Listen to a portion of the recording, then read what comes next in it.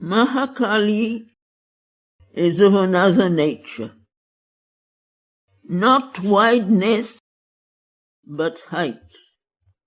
Not wisdom, but force and strength are her peculiar power. There is in her an overwhelming intensity, a mighty passion of force to achieve, a divine violence rushing to shatter every limit and obstacle.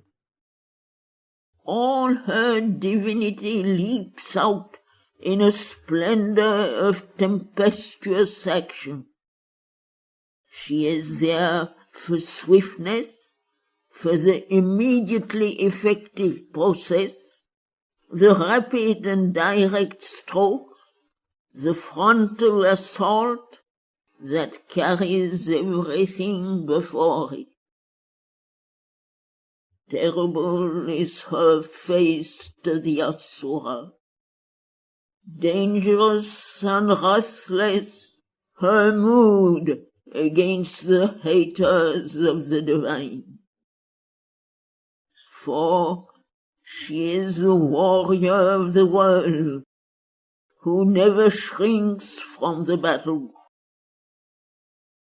Intolerant of imperfection, she deals roughly with all in man that is unwilling, and she is severe to all that is obstinately ignorant and obscure. Her wrath is immediate and dire against treachery and falsehood and malignity. Ill will is smitten at once by her skirt. Indifference, negligence, and sloth in the divine work she cannot bear, and she smites awake at once with sharp pain, if need be, the untimely slumberer and the loiterer. The impulses that are swift and straight and frank, the movements that are unreserved and absolute, the aspiration that mounts in flame are the motion of Mahakali. Her spirit is tameless. Her vision and will are high and far-reaching, like the flight of an eagle. Her feet are rapid on the upward way, and her hands are outstretched to strike and to secure. For she too is the mother, and her love is as intense as her wrath, and she has a deep and passionate kindness. When she is allowed to intervene in her strength, then in one moment are broken, like things without consistence, the obstacles that immobilize or the enemies that assail the seeker.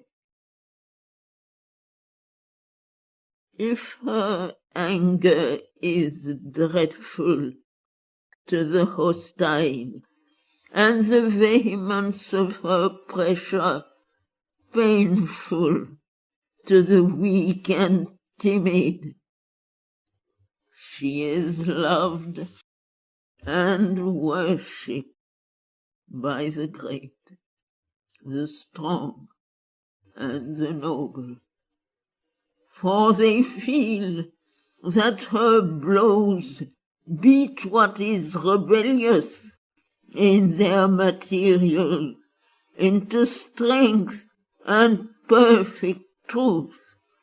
Hammer straight what is wry and perverse, and expel what is impure or defective. But for her, what is done in a day might have taken centuries. Without her, Ananda might be wide and grave, or soft and sweet and beautiful, but would lose the flaming joy of its most absolute intensity. To knowledge, she gives the conquering might, brings to beauty and harmony a high and mounting movement, and imparts to the slow and difficult labor after perfection an impetus that multiplies the power and shortens the long way. Nothing can satisfy her that falls short of the supreme ecstasies, the highest heights, the noblest aims, the largest vistas.